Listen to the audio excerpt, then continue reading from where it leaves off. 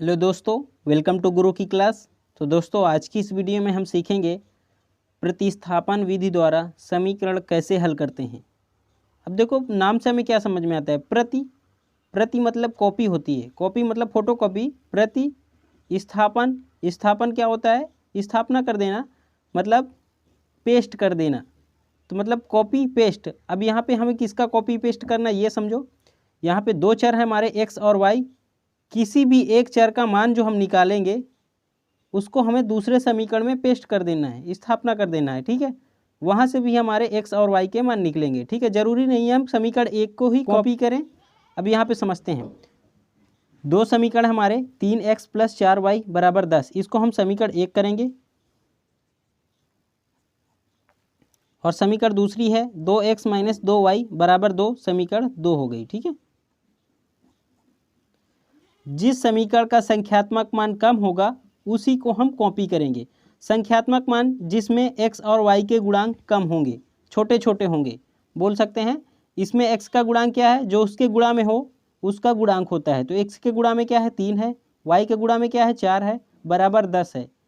अब दूसरी समीकरण देखो, x का गुणांक क्या है 2 है, y का गुणांक क्या है -2 है, बराबर क्या है 2 है। तो यहाँ पे छोटी संख्या किसमें कम दिख रही है, दूसरी समीकरण में कुछ संख्याएं कम दिख रही हैं, मतलब इसका संख्यात्मक मान हमें कम लग रहा है। तो हम समीकरण 2 को ही प्रतिस्थापित कर लेते हैं, तो हमारा कुछ आसान रहेगा। समीकरण 1 से भी आएगा, लेकिन हमें क्या है समीकरण 2 को करेंगे तो कुछ आसान लगेगा। ठीक है, तो लिख लेंगे समीकरण 2 से 2 क्या है 2x - 2y = 2। अब यहाँ पे x बराबर हम मान निकालें चाहे y बराबर निकालें, वो एक्चुअल मान तो नहीं होगा हमारा।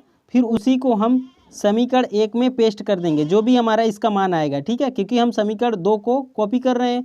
तो यहाँ पे क्या करेंगे, x बराबर हम पूरा मान निकाल रहे हैं। ठीक है, तो यहाँ पे 2x रोक लेंगे बराबर 2। ये 2y हमारा माइनस का है तो उधर जाएगा, तो किस में जाएगा प्लस में जाएगा। तो इधर क्या आया प्लस का 2y आ गया।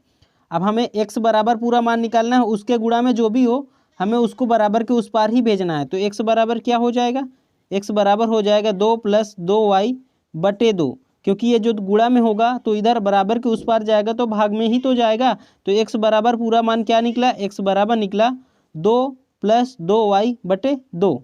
ठीक है, इसको हम समीकरण 3 करना चाहें तो 3 कर सकते हैं। ठीक है, अब जो भी हमारा x बराबर मान निकला है इसको हम समीकरण 1 में रखेंगे, क्योंकि समीकरण 2 को हमने प्रतिस्थापित किया है ना, तो समीकरण 1 में मान रखेंगे। ठीक है, लिख लेंगे समीकरण 1 में x बराबर 2 + 2y/2, जो भी मान आया है। ठीक है, मान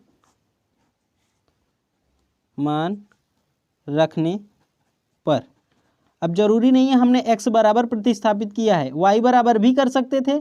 हमें चाहे x को हम प्रतिस्थापित करें चाहे y को, ठीक है, ये चीज़ समझना है। अब x समीकरण 1 में रख देते हैं x बराबर जो भी मान निकला है। तो समीकरण 1 क्या है 3x + 4y = 10, 3x + 4y = 10।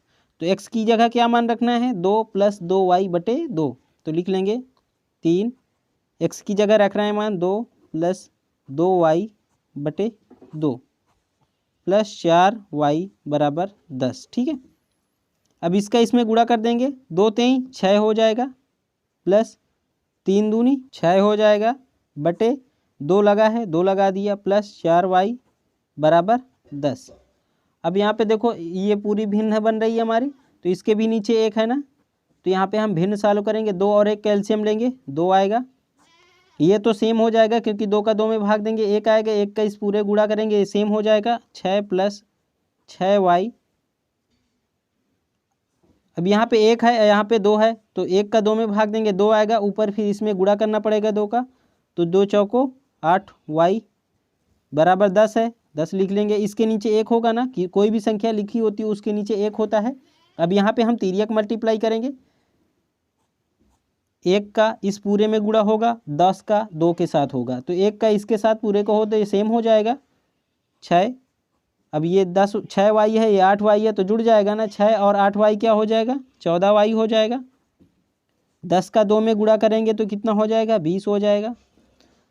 अब 14y हम रोक लेंगे और 6 को उस पार भेज देंगे तो 20 उधर जाएगा माइनस में, 14y